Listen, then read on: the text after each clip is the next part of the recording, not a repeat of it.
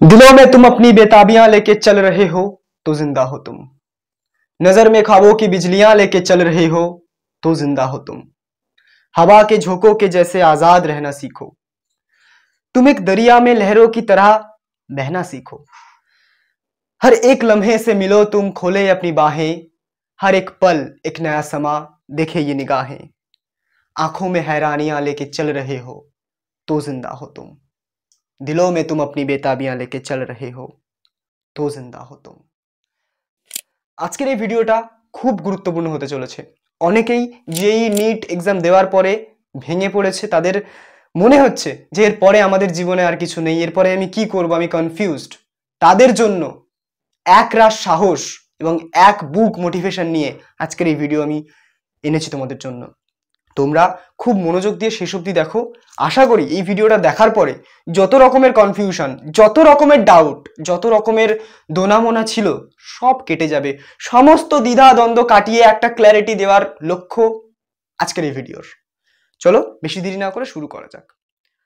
Class 11-এর শুরুতে অনেকের মনে স্বপ্ন জাগে, অনেকের সেই নাম আইআইটি বোম্বে, এইমস দিল্লি, এই সমস্ত নামগুলো তাদের মনে ভেসে ওঠে, ব্র্যান্ড তারা দেয়ালে টাঙিয়ে রাখে, কিন্তু কোনো কারণবশত তারা এফোর্টস দিতে পারে না ফুললি, অথবা এফোর্টস দেওয়ার পরেও সেই জায়গায় যেতে পারে না। এবং ক্লাস 12-এর পরে যখন জয়েন্টের রেজাল্ট আসে বা নিটের রেজাল্ট আসে, দেখা যায় যে তার সিলেকশন হয়নি। এটা এই এজে প্রচন্ড হার্ট ব্রেকিং, বুকে লাগে ভাই, সিরিয়াসলি বুকে লাগে।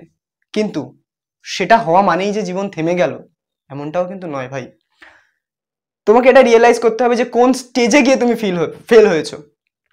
আইআইটির মতন স্টেজে তুমি ফেল হয়েছো, আইআইটির মতন জায়গায় তুমি ফেল হয়েছো, যেই অ্যাডভান্সের মতন এক্সামে, যেই মেন্সের মতো এক্সামে, নিটের মতো এক্সামে।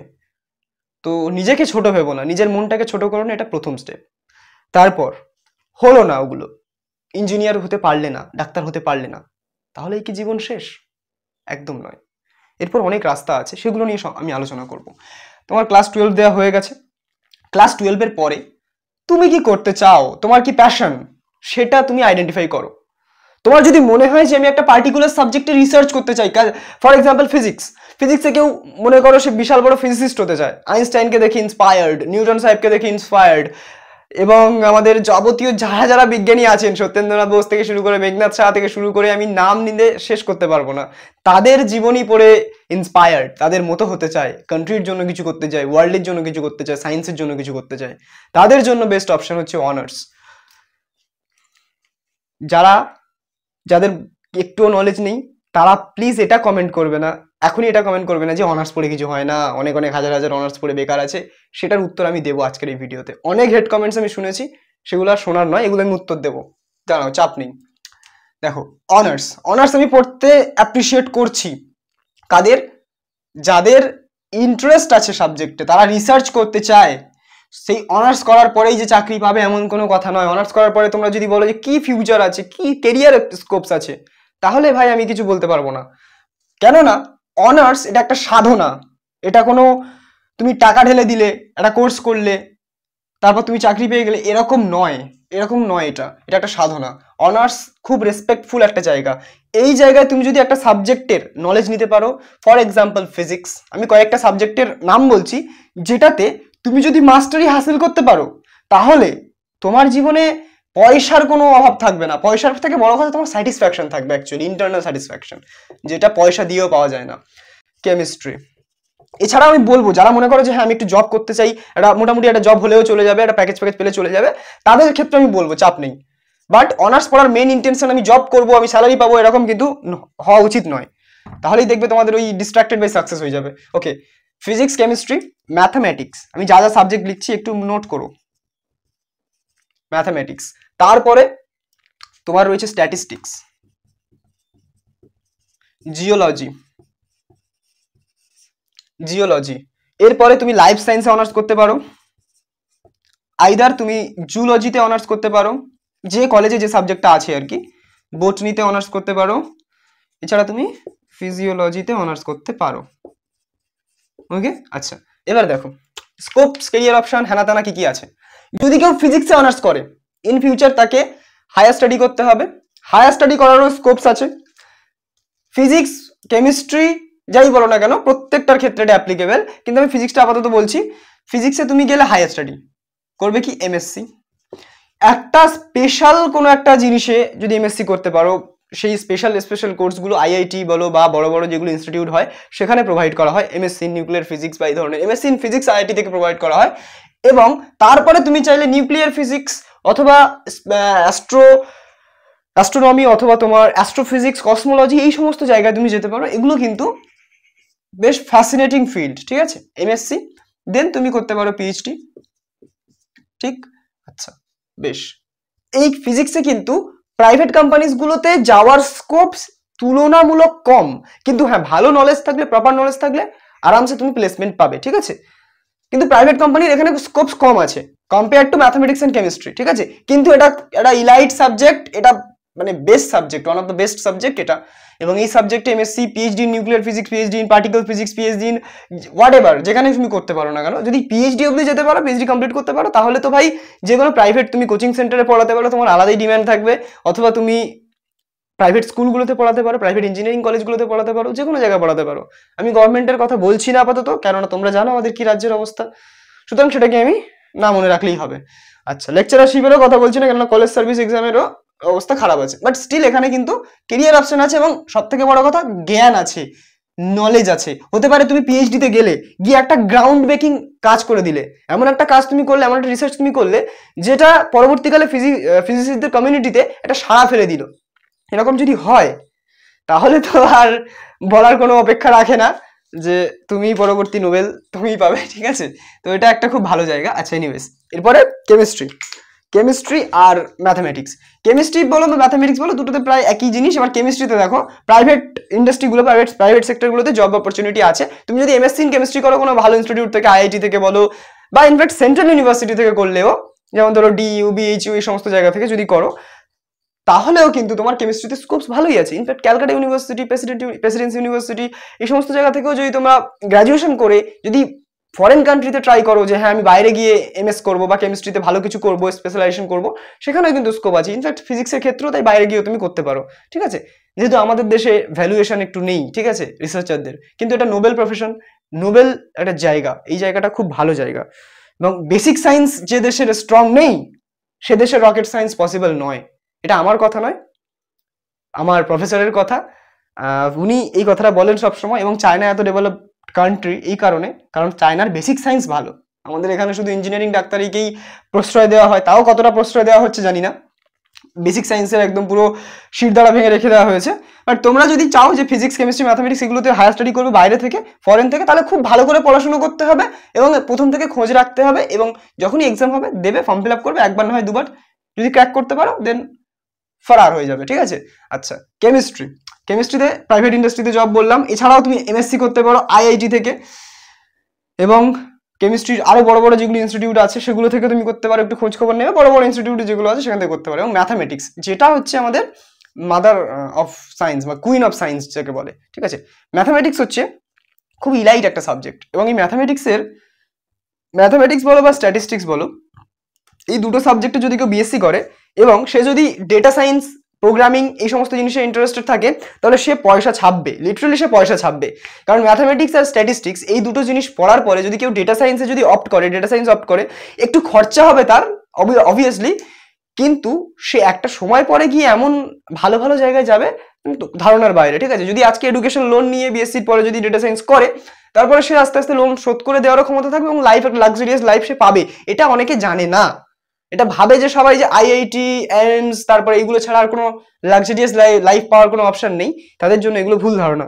তুমি ম্যাথামেটিক্স বা স্ট্যাটিস্টিক্সটা অনার্স করতে পারলে, কিন্তু হ্যাঁ শর্ত একটাই, সাবজেক্টগুলোতে ইন্টারেস্ট থাকতে হবে। এমন না যে তুমি কলেজে ঢুকে গেলে, গিয়ে কম সিজিপিএ পেলে, তোমার ইন্টারেস্ট নেই সাবজেক্টে এবং তুমি ফেল করে গেলে, সাপ্লি আসছে, তাহলে কিন্তু হবে না, তাহলে তোমার জন্য এগুলো নয়। ম্যাথামেটিক্স, স্ট্যাটিস্টিক্স এগুলো নেওয়ার পরে তুমি এখানে খুব ভালো রকম ফলাফল করলে, এবং যদি স্ট্যাটিস্টিক্স সাবজেক্টের কথা বলি, স্ট্যাটিস্টিক্স সাবজেক্টে যদি তুমি প্রেসিডেন্সি থেকেও এমএসসি করো, তাহলেও কিন্তু তুমি অন ক্যাম্পাস প্লেসমেন্ট পাবে। স্ট্যাটিস্টিক্সের প্রচুর ডিমান্ড আছে। কথার কথা, তোমরা যখন দেখো টিভিতে ডিজনি হটস্টার বা এই ধরনের যেগুলো মানে স্ট্রিমিং চ্যানেলস হয়, সেখানে তোমার ক্রিকেট ম্যাচ, ফুটবল ম্যাচ এগুলো হয়, এখানে না অনেক কিছু কাউন্টিং হয়, ঠিক আছে, যে লাইভ স্কোর কাউন্ট হয়, ঠিক আছে, এবং তোমার রান কাউন্ট হয়, কোন ব্যাটসম্যান কত রান করছে, কোন কি বলে কোন বোলারের কত ইকোনমি যাচ্ছে, কত উইকেট যাচ্ছে, ওই যে স্ট্যাটসটা, ওটা কারা ডিজাইন করে ভাই? ওটা স্ট্যাটিস্টিশিয়ান ডিজাইন করে। এবং এই ধরনের একটা বিশাল বড় টিম থাকে বিসিসিআই এর, যারা স্ট্যাটিস্টিক্স অ্যানালিটিক্স না কি বলে ওটাকে, বিজনেস অ্যানালিস্ট, ডেটা অ্যানালিস্ট, তারা সবাই ওখানে কাজ করে। এবং ইনফ্যাক্ট শুধু বিসিসিআই নয়, এরপর অনেক জায়গা আছে যেখানে স্ট্যাটের খেলা হয়। এখন মার্কেটটা স্ট্যাটের চলছে, ঠিক আছে, যে ভালো স্ট্যাটিস্টিক্স জানে না তার এখন আলাদাই ডিম্যান্ড, ঠিক আছে। তো সেই স্ট্যাটিস্টিক্স বলো, ম্যাথমেটিক্স বলো, এই দুটো ভাই ভাই সাবজেক্ট, দুটো থেকেই একই সিমিলার টাইপের অপশন পাওয়া যায়। ইনফ্যাক্ট এছাড়াও তুমি ম্যাথামেটিক্যাল স্ট্যাটিস্টিক্স তুমি যদি আইআইটি বোম্বে থেকে বা আইআইটি দিল্লি থেকে বা আইআইটি গুয়াহাটি থেকে যদি তোমরা এমএসসি করতে পারো, তাহলে তো আলাদাই একটা ডিম্যান্ড থাকবে। ম্যাথামেটিক্সের ক্ষেত্রেও তাই, ম্যাথামেটিক্স এন্ড কম্পিউটিং যদি আইআইটি গুয়াহাটি থেকে করতে পারো, আইআইটি ভিলাই থেকে করতে পারো, বা এনআইটি ওয়ারেঙ্গেল থেকে করতে পারো, তাহলে তোমাদের আলাদাই ডিম্যান্ড থাকবে, ঠিক আছে। সেগুলো আমাদের মাস্টার্স ডিগ্রি, ঠিক আছে, বিএসসির পরে। তবে হ্যাঁ, শর্ত একটাই, পড়াশোনা করতে হবে ভালো করে, নইলে হবে না। আচ্ছা, এনিওয়েজ, এরপর আছে জিওলজি। জিওলজিও যদি তুমি এমএসসি করো, ইনফ্যাক্ট যদি প্রেসিডেন্সি থেকে জিওলজিতে এমএসসি করো, তাহলে তোমাদের ফুলে ফাঁপা একটা ভবিষ্যৎ তোমরা পাবে। প্রেসিডেন্সি থেকে ক্যাম্পাস প্লেসমেন্ট হয়, এবং হাইয়েস্ট আমাদের প্রেসিডেন্সিতে প্যাকেজ গিয়েছিল জিওলজির 22 লাখ টাকা পার অ্যানাম, ঠিক আছে। এটা কিন্তু ছেলে খেলা নয়। তো জিওলজি সাবজেক্টটা ভালো সাবজেক্ট।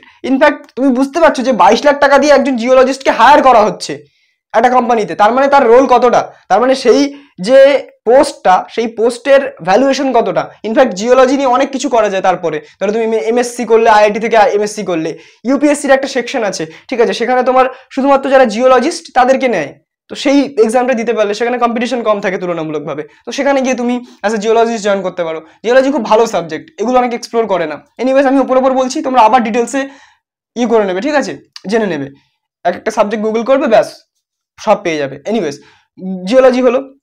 এরপর আছে লাইফ সায়েন্স, জুলজি, বটনি বা ফিজিওলজি। এরপরে আমি এখানে জুড়তে চাই আরো মাইক্রোবায়োলজি। এগুলোতে কি হবে এসব অনার্স করে? দেখো, লাইফ সায়েন্স বলো, জুলজি বলো, বটনি বলো, ফিজিওলজি বলো, মাইক্রোবায়োলজি বলো, মাইক্রোবায়োলজিতে একটু খরচ বেশি হয় ডিউরিং ইউর বিএসসি, কিন্তু ফিউচার খুব ভালো। এই সাবজেক্টগুলো নিয়ে যদি তুমি অনার্স করো, তোমার দুটো অপশন খোলা থাকে।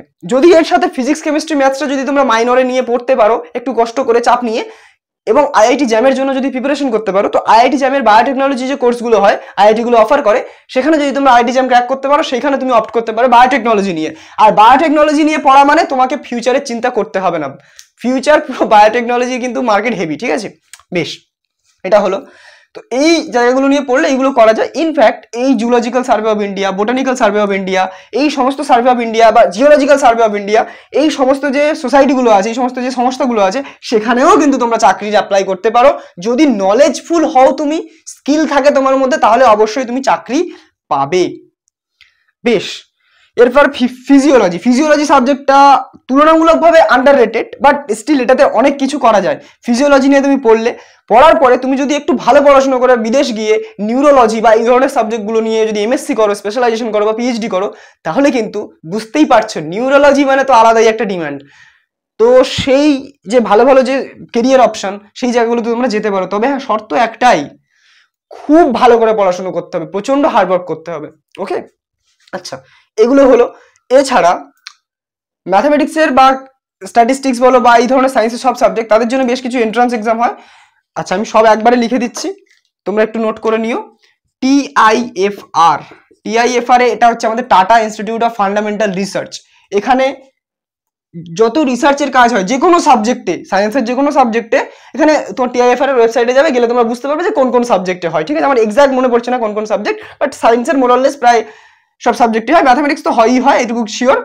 এই জায়গায় যদি তোমরা রিসার্চ করতে পারো, বুঝতেই পারছো টাটা ইনস্টিটিউট, তার মানে তুমি ওখান থেকে রিসার্চ করবে, ওখান থেকে স্কলারশিপ পাবে, ওখান থেকেই আবার প্লেসড হয়ে যাবে টাটা কোম্পানিতে, বিশাল বড় কোম্পানি। ওকে, আচ্ছা, তারপরে টিআইএফআর ছাড়া আছে আইএসআই, যেখানে ম্যাথামেটিক্স আর স্ট্যাটিস্টিক্স পড়ানো হয়।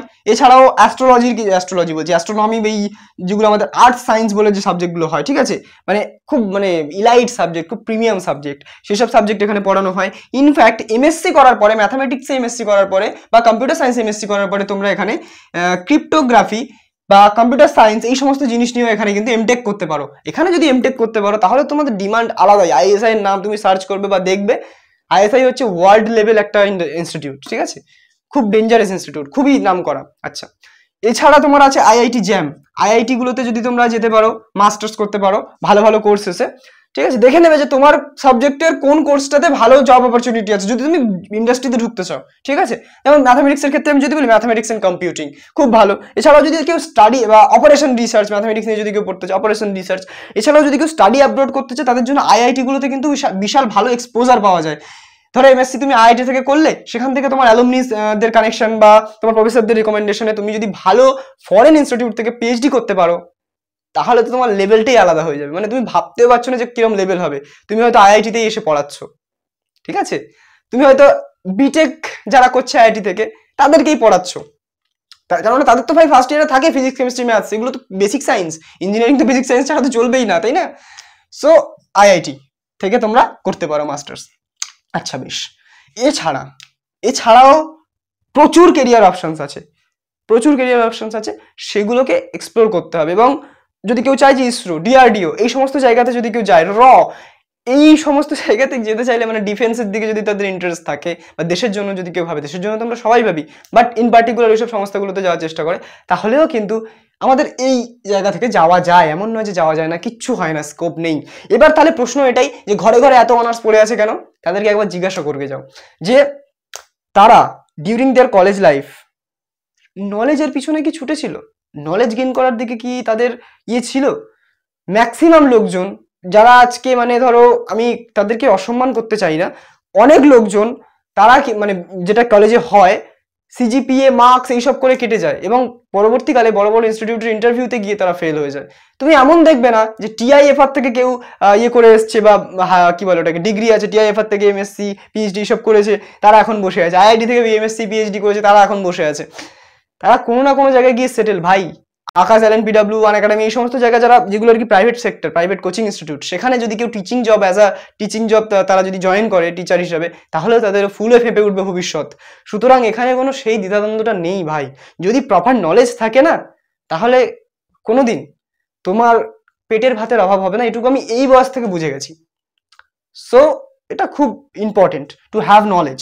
নলেজ না থাকলে ভাই কে কাজ দেবে ভাই? এমনিই তো যদি আমাকে কেউ জিজ্ঞাসা করে যে তোমার ইউটিউব চ্যানেলে আমি এটা করতে চাই, তো আমি তাকে প্রথমে জিজ্ঞাসা করবো তুমি কি পারো, what knowledge you have.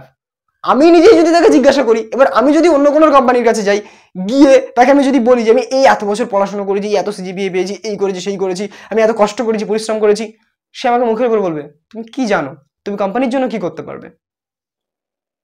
That's the difference, বুঝতে হবে। ওকে, আচ্ছা, so physics, chemistry, mathematics, statistics, geology, life science, সায়েন্সের যা যা কোর সাবজেক্ট আছে সেগুলো নিয়ে এগোনো যায়। এছাড়াও তোমরা প্রাইভেট ইনস্টিটিউট থেকে মার্কেটিং কোর্সেস, বা ধরো তোমার প্রাইভেট ইনস্টিটিউট থেকে অনেক কোর্সেস আছে, সেগুলো যদি তোমার টাকা থাকে তাহলে সেখান থেকে তোমরা অপ্ট করতে পারো। এমন নয় যে প্রাইভেট ইঞ্জিনিয়ারিং কলেজ থেকে যদি তোমরা ইঞ্জিনিয়ারিং শেখো, আইটিতে যদি তোমরা প্রাইভেট ইঞ্জিনিয়ারিং কলেজ থেকে আইটি ডিপার্টমেন্টে যদি তোমরা এনরোল করো, তো আইটিতে তোমরা ইঞ্জিনিয়ারিং শিখলে এবং আইটি জব এখন প্রচুর আছে, তো আইটি জব করতে পারো, অসুবিধা নেই, জবস আছে।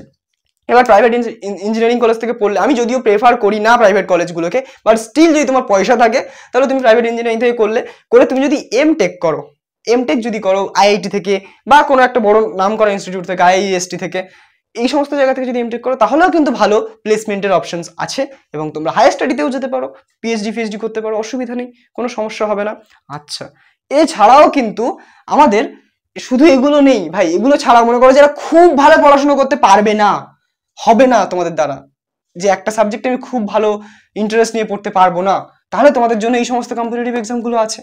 এগুলোই যে দিতে হবে তার কোনো মানে নেই। হ্যাঁ, এগুলো দিলে খুব ভালো একটা ইয়ে থাকে, লাইফ থাকে, কিন্তু সেজন্য প্যাশনেট হতে হয় বাবু, এমনি নয় শুধু নেন এগুলো ক্র্যাক করলেই হয়ে যায় না, অনেক কঠিন খাটনি ভাই। কম্পিটিটিভ, সেই কম্পিটিটিভ গুলো কি জেন পাস, জেক্সপো এটসেট্রা। যদি কেউ জেক্সপো দিয়ে পলিটেকনিক এই সমস্ত কোর্সেস যদি করতে পারে, তাহলেও কিন্তু তারপরে পলিটেকনিক কমপ্লিট হয়ে যাওয়ার পরে সে কিন্তু জিলেট দিয়ে আবার ডাব্লিউবি, মানে যাদবপুর ইউনিভার্সিটি থেকে কিন্তু বিটেক করার অপশন সে পাবে। ঠিক আছে, তো সেই ইঞ্জিনিয়ারিং ড্রিমটাও এখানে গিয়ে কিন্তু ফুলফিল হবে। একটু সময় লাগবে, but still it worth it. ঠিক আছে, এটা ওয়ার্থ, ঠিক আছে, এটা দামি। আচ্ছা, এরপরে এটা জেন পাসটা কি জিনিস? জেন পাস করলে কিন্তু প্যারামেডিক্যাল জাতীয় কোর্সেস, যেমন ধরো তোমার ওটি টেকনোলজি বা ব্যাচেলার ইন ল্যাব টেকনোলজি, এই সমস্ত যেগুলো আছে, যেগুলো ডাক্তার, একটা হসপিটাল তো শুধুমাত্র ডাক্তাররা চালান না, ডাক্তার ছাড়াও অনেক লোকজনকে থাকতে হয়, ফার্মাসিস্টদের থাকতে হয়, তারপরে তোমার নার্সেসদের থাকতে হয়, বা প্যারামেডিক্যাল স্টাফদের থাকতে হয়, তো সেই প্যারামেডিক্যাল জবগুলো কিন্তু তোমাদের জন্য অ্যাভেলেবেল হয়ে যাবে যদি তোমরা এগুলো করো। ইনফ্যাক্ট হাসপাতাল ছাড়াও যদি প্রাইভেট ল্যাবে যদি তোমরা কাজ করো তাহলেও তোমাদের এখানে কেরিয়ার অপশন ভালোই আছে। এছাড়াও কিন্তু তোমরা এইগুলো পাস করে এগুলোতে হায়ার স্টাডি করে আবার এই সমস্ত কলেজগুলোতেই তোমরা প্রফেসর হিসেবে জয়েন করতে পারো, লেকচারার হিসেবে জয়েন করতে পারো, সেটাও একটা স্কোপ। ওকে, এছাড়াও তোমাদের বেশ কিছু আমার মনে পড়ছে লাইব্রেরিয়ান হতে পারো, তোমরা লাইব্রেরি সায়েন্স নিয়ে পড়তে পারো। তো লাইব্রেরি ম্যানেজ করা, তুমি সারাদিন একটা বইয়ের একটা জগতে থাকবে, এটা ফ্যাসিনেটিং কেরিয়ার, এটা খুব ভালো জিনিস। ঠিক আছে, লাইব্রেরি নিয়ে পড়তে পারো, তুমি একটু সার্চ করে দেখো কোন কলেজ এসব কোর্স অফার করে, তো বেশ সেগুলোও তুমি করতে পারবে। এছাড়া তোমার রয়েছে government job preparation. Government job preparation তোমরা নিতে পারো। কোন কোন এক্সাম? আফটার 12th অনেক এক্সাম হয়, এসএসসি ক্যালেন্ডারও বেরিয়ে গেছে, তোমরা সার্চ করবে যে এসএসসি কতগুলো কম্পিটিটিভ এক্সাম এর ফর্ম রিলিজ করেছে, সেগুলো তোমরা দেবে, চেষ্টা করবে, দেখবে যে কেমন হয় পরীক্ষা। এবং সেখানে এসএসসির একটা গুরুত্বপূর্ণ মানে একটা স্পেশালিটি এটাই যে সায়েন্সের ছেলেমেয়েরা কিন্তু খুব ভালো বেনিফিট পায়। ওখানে ম্যাথস থাকে, ইংলিশ থাকে, জিকে থাকে, আর তোমার থাকে ওদিকে জেনারেল ইন্টেলিজেন্স, ওইদিকে তোমার ওই জিআইপি এর ওই লজিক্যাল রিজনিং ফিজনিং থাকে। ঠিক আছে, তো ম্যাথসের একটা স্টুডেন্ট যে সায়েন্স পড়ে এসছে, তার বেসিক সায়েন্স স্ট্রং থাকবে, তার রিজনিং স্ট্রং থাকবে, তার ম্যাথামেটিক্স স্ট্রং থাকবে, এবং তার ইংলিশ তো থাকারই কথা, কেননা সে এইসব প্রিপারেশন নিয়েছে, তো থাকবে। সুতরাং সেই জায়গায় এসএসসি ফেসএসসি গুলোতে বেনিফিট পাবে। Staff selection committee, not school service commission. School service commission মৃত, স্কুল সার্ভিস কমিশন পুরো একদম উচ্ছনে তুলে দিয়েছে এই সরকার। এনিওয়েজ, বাদ দাও, ডিবেট করে লাভ নাই। গভর্নমেন্ট জব প্রিপারেশন তোমরা নিতে পারো, গভর্নমেন্ট জবের মধ্যে প্রচুর কিছু আছে। এবং তোমরা একটা কাজ করতে পারো, তোমরা ডিউরিং ইওর গ্র্যাজুয়েশন তুমি যদি পাস কোর্স অপ্ট করো, ঠিক আছে, পাস কোর্সে ভর্তি হলে এবং গভর্নমেন্ট জবের প্রিপারেশন নিলে, এটা যদি তোমরা করতে পারো দেন তোমার একটা ব্যাচেলার ডিগ্রিও তুমি পেয়ে যাবে এবং তোমার এই প্রিপারেশনটাও হবে। এবং যখন তোমার ব্যাচেলার ডিগ্রিটা হাতে চলে আসবে তখন তুমি দেখবে এই স্কোপসটা আরো ভাস্ট হয়ে গেছে, তখন তোমাদের কাছে ডাব্লিউবিসিএস, ইউপিএসসি এই ধরনের জিনিসপত্র খুলে গেছে। এবার এমন নয় যে ইউপিএসসি মানেই যে আইএএস এর কথা বলছি আমি, সেগুলো খুব সিলেক্টিভ লোকজন ছাড়া আমি বলবো না করতে। ঠিক আছে, বাকি নর্মাল স্টুডেন্টদের জন্য ইউপিএসসির অনেক রকমের এক্সাম হয়। ঠিক আছে, ওই মানে ওনার ওই বোর্ডের আন্ডারে প্রচুর এক্সাম হয়, ক্লার্কের এক্সাম, ক্লার্কশিপের এক্সাম, সেগুলো দিবে, ভালোই ভাই, স্যালারি ভালো থাকে। ঠিক আছে, আর গভর্নমেন্ট জব মানে জানোই তো আলাদাই। যদি তোমাদের এতগুলো কিছু না হয়, যদি তোমাদের মনে হয় যে তোমাদের ছোটবেলার একটা কোনো প্যাশন আছে, সেটাতে তোমরা খুব ভালো থাকবে, হ্যাপি থাকবে, সেই দিকে তোমরা কিন্তু যেতে পারো, আমার সাজেশন এটা থাকবে। এবং এটা একটুখানি কন্ট্রোভার্সিয়াল হতে পারে, হয়তো অনেকে বলবে যে এইসব করে কিছু হয় না, এটা ঠিক কথা, কিন্তু আমার মনে হয় না যে কেউ নিজের 100% দেওয়ার পরে কিছুই রিটার্ন পাবে না, এমনটা হতে পারে না। হয়তো ওই 3 ইডিয়টস এর ডায়লগটার মতো, ঘর ছোটা হোগা, গাড়ি ছোটি হোগি, লেকিন তুম খুশ রहोगे। যদি তোমাদের সত্যি এরকম কোনো প্যাশন থাকে, তাদের মধ্যে আমি কিছু লিখেছি মাল্টিমিডিয়া কোর্সেস, যেমন ধরো তোমার ভিডিও এডিটিং হতে পারে, সেটা হচ্ছে গ্রাফিক ডিজাইন হতে পারে, বা ওয়েবসাইট ডিজাইন হতে পারে। ওয়েবসাইট ডিজাইনটা মাল্টিমিডিয়া কোর্সেসের মধ্যে পড়ছে না যদিও, স্টিল ভিডিওগ্রাফি, সিনেমাটোগ্রাফি, ফটোগ্রাফি, এই সমস্ত জিনিসপত্র কিন্তু তোমাদের মাল্টিমিডিয়া কোর্সেসের মধ্যে পড়ছে। এবং এগুলো শিখলে তোমরা যদি ভাবো যে এগুলোতে কোনো কিছু ভবিষ্যৎ নেই, তাহলে তোমরা ভুল। একটা এক্সাম্পল দিই, এখন তো মানে শীতকাল যখন পড়বে, বিয়ের মরশুম শুরু হবে। বিয়ের মরশুমে কলকাতার দিকের যারা বড়লোক বাড়িতে যখন যে বিয়েগুলো হয়, তারা কি চায় যে ফ্রেম বন্দি করে রাখতে প্রচুর টাকা খরচা করে ফটোগ্রাফির পিছনে। তো সেখানে ওয়েডিং ফটোগ্রাফির যে কোম্পানিজগুলো হয় বা এজেন্সিগুলো হয় বা ইন্ডিভিজুয়াল কেউ হয় যারা ওয়েডিং ফটোগ্রাফির কন্ট্যাক্ট নেয়, আমার বাড়ির পাশেই একজন আছে যে ওয়েডিং ফটোগ্রাফির কন্ট্যাক্ট নেয়, আমিও এই জিনিসটা নিয়ে এক্সপ্লোর করে দেখেছি। ভাই তারা একটা সিজনে যা কামায়, আলাদাই কামায়।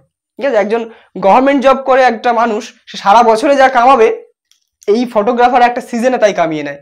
এছাড়াও তাদের আরো অনেক রকমের, এখন তো অনেক স্কোপ চলে এসছে, বিয়ে সিজনে ওয়েডিং ফটোগ্রাফি করছে আর বাকি সিজনগুলোতে তোমার কন্টেন্ট ক্রিয়েশন করছে, ফ্রিল্যান্স কন্টেন্ট ক্রিয়েটর। তারা মানে কন্টেন্ট, নিজেদের কন্টেন্ট হতে পারে, অন্যদের কন্টেন্ট হতে পারে, ইউটিউবের জন্য বা কোনো একটা প্ল্যাটফর্মের জন্য ভিডিও বানিয়ে দেওয়া হতে পারে, তারা করছে। ঠিক আছে, মানে তারা ঠিক খুঁজে খাজে বার করে রেখেছে, কেননা যার পেটে খিদে আছে না, সে ঠিক ভাত জোগাড় করে নেবে। এনিওয়েজ, তো এটা হলো।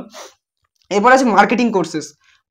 এটার মার্কেটিং কোর্সেসের ডিমান্ড আমি বলছি, তোমরা লিখে রাখো, আজ থেকে 5 বছর পরে এটা মানে এটা বিশাল হাই পেইং একটা জব অপশন হবে, হতে চলেছে।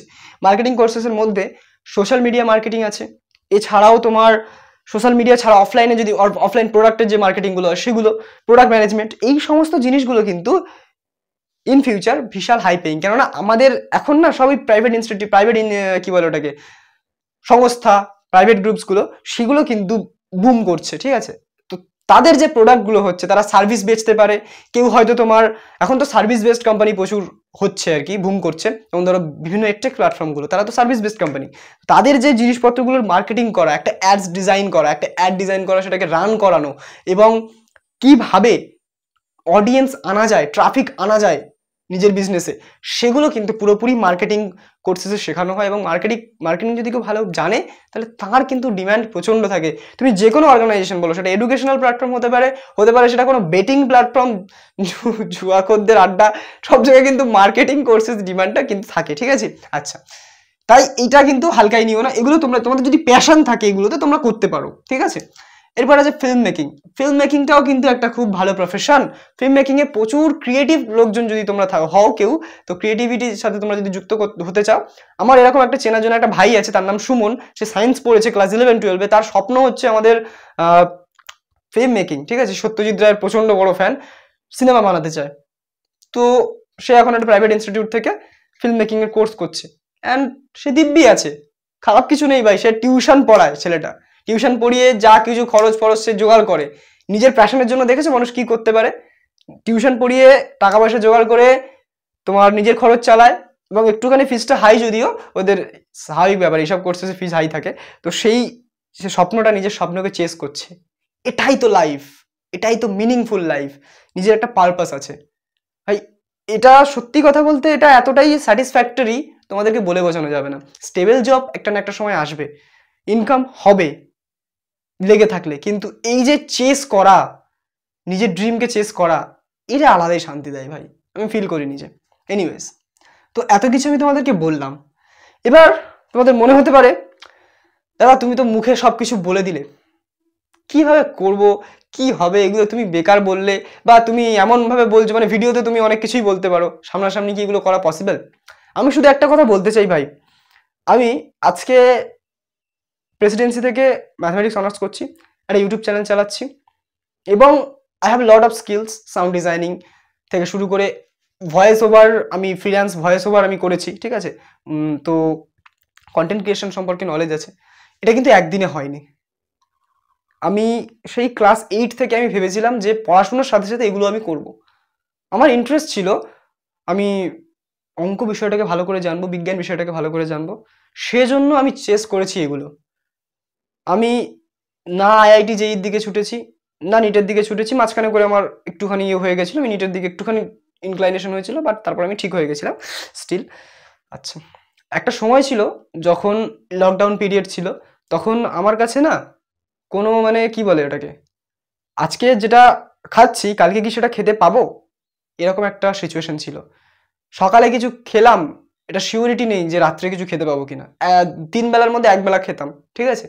ফ্যামিলির অবস্থা এতটাই খারাপ হয়ে গিয়েছিল, গোটা লকডাউনে কোনো কাজ নেই ভাই, ফ্যামিলি ইনকাম তো বলার কথা নয়। তো সেই অবস্থা থেকে আমি কাটিয়ে, আমি যদি নিজের প্যাশনকে ফলো করতে পারি, এবং এই যে বললাম না যে নিজের ড্রিমকে চেস করছি, এইটা যদি আমি করতে পারি, এবং এখন আমি ঠিকঠাকই ভাই থাকি। আমি এখন আমার নলেজ সেল করে আমি একটা প্রাইভেট টিউশনের জন্য কত টাকা চার্জ করি জানো? 3,500, 4,000, 3,000, 2,500 একটা প্রাইভেট টিউশনের জন্য, সপ্তাহে 2 দিন, বেশি নয়। কেন? Because I have knowledge and people want that. মানুষ চায় যে আমি তাদেরকে পড়াই। আমার কাছে অনেক অফার আসে, আমি রিজেক্ট করে দিই। আমার যেটুকু প্রয়োজন আমি সেটুকু নিই। আমার একটা স্টুডেন্টকে পড়িয়ে আমার দেখছি যে হয়ে যাচ্ছে, এবং তার সাথে সাথে আমি এটাকে বিল্ড করছি একটা জিনিস, ইউটিউব চ্যানেল। আমার ভিশনটা অনেক বড়, সেজন্য আমি সেটাকে চেস করছি। আমি এখানে সেটেল হয়ে যাচ্ছি না যে একটা টিউশন পেলাম তো আরও 2টো টিউশন নিয়ে নিই, কলেজের পড়াশোনা টিউশন করব, পয়সাও হবে, কলেজের ডিগ্রিও হবে, একটা সময় পরে জবও পেয়ে যাব, আমি সর্টেড। বাট আমার কখনোই এটা মনে হয়নি যে আমি সর্টেড হয়ে যাবো এইভাবে। সর্টেড বলে কিছু হয় না। আনসার্টেনিটি হচ্ছে সব থেকে সার্টেন থিং। লাইফে আনসার্টেনিটি থাকবে। তোমার এখন সময় খারাপ যাচ্ছে, খারাপ যাবে, আমারও গিয়েছিল, বাট আমি কামব্যাক করেছি। এটা আমার স্ট্রেংথ, যে আমি নিজেকে ভেঙে চুরে আবার গড়তে পেরেছি। খুবই খারাপ খারাপ সিচুয়েশনের মধ্যে থেকে আমি এসেছি। ইনফ্যাক্ট ক্লাস 12-এর পরেও একটা খারাপ সিচুয়েশন আমার সামনে চলে এসেছিল, যেখানে আমার ভয়ঙ্কর অবস্থা হয়েছিল। সেখান থেকে আমি কামব্যাক করেছি, আজ এইখানে দাঁড়িয়ে আছি।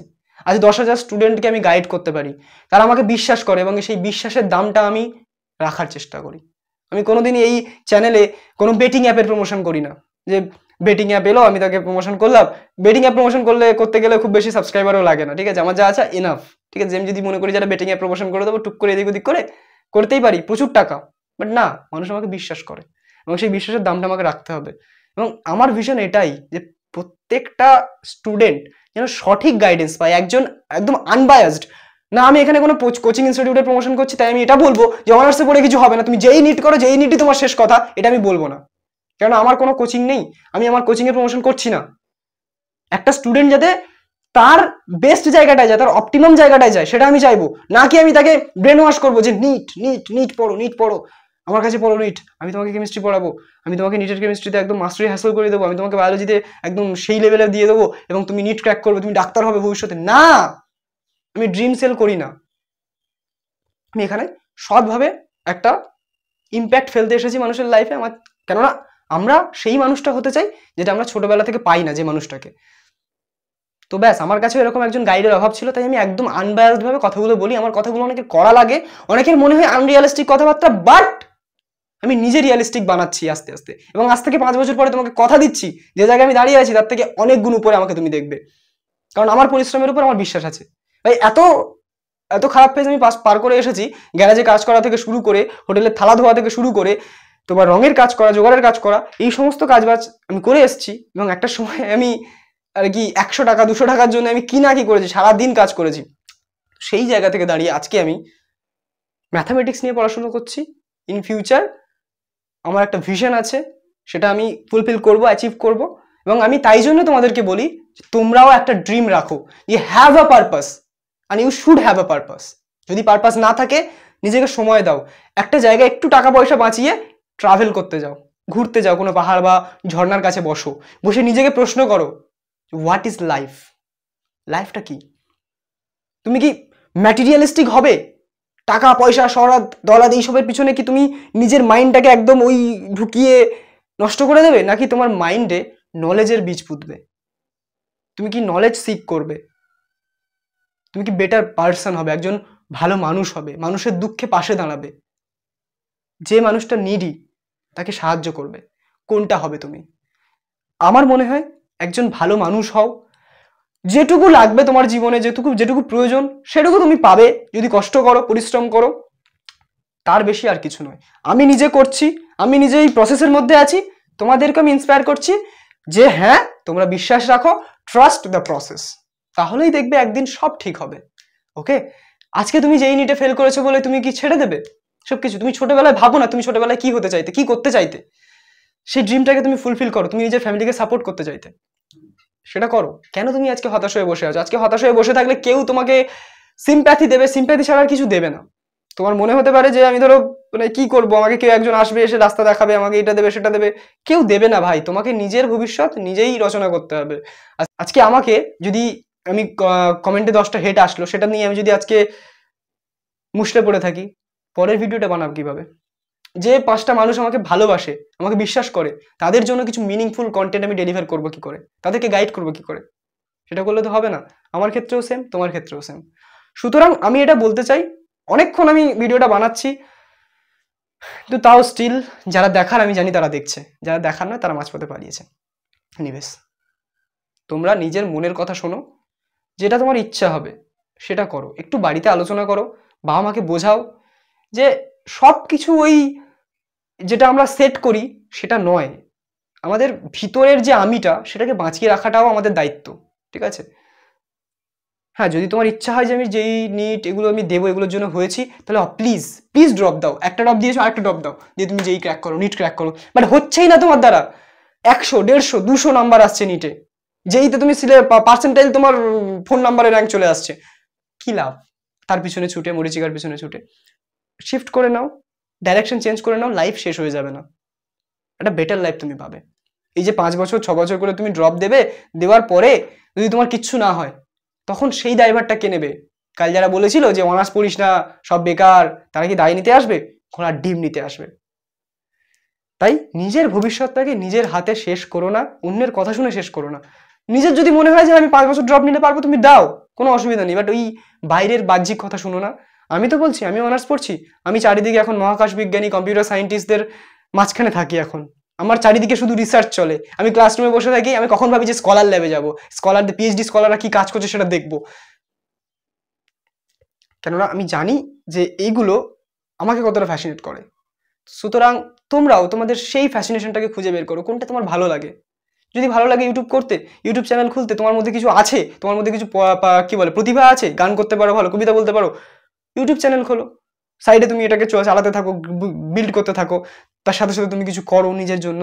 মানে পরিশ্রম 24/7 পরিশ্রম করতে হবে। এমন নয় যে তুমি দিনের মধ্যে 4 ঘন্টা 5 ঘন্টা তুমি দেবে নিজের কেরিয়ারের পিছনে, তাহলেই কেরিয়ার সেট হয়ে যাবে। সেটা একটা সময় অবধি হতো, এখন হবে না। এখন মার্কেটে প্রচুর কম্পিটিশন। তোমার মধ্যে যদি স্কিল না থাকে, তুমি যদি ভালো কমিউনিকেট করতে না পারো, তুমি যদি একটা ইমেল না লিখতে পারো, তুমি যদি নিজের সিভি না নিজেই বানাতে পারো, তুমি যদি ইন্টারভিউতে ঠিকঠাকভাবে প্রেজেন্ট না করতে পারো নিজের নলেজকে, তাহলে হোয়াট ইজ দ্য মিনিং? মানেটা কি? এই যে ডিগ্রি, মার্কস, সিজিপিএ এগুলো করে কিচ্ছু হবে না ভাই, কিচ্ছু হবে না। যদি তোমার টিচিং জবের প্রতি ইন্টারেস্ট থাকে, তুমি পড়াও ভাই, ক্যামেরা অন করো, ভিডিও রেকর্ড করো, পড়াও, ফুল কনফিডেন্সের সাথে পড়িয়ে তুমি ছাড়ো বাচ্চাদেরকে, দেখাও যে হ্যাঁ আমার মধ্যে নলেজ আছে, আমি ভরসায় থাকি না চাকরির। এবং এটা তুমি যদি করতে পারো, তাহলে দেখবে চাকরি অটোমেটিক তোমার কাছে আসবে।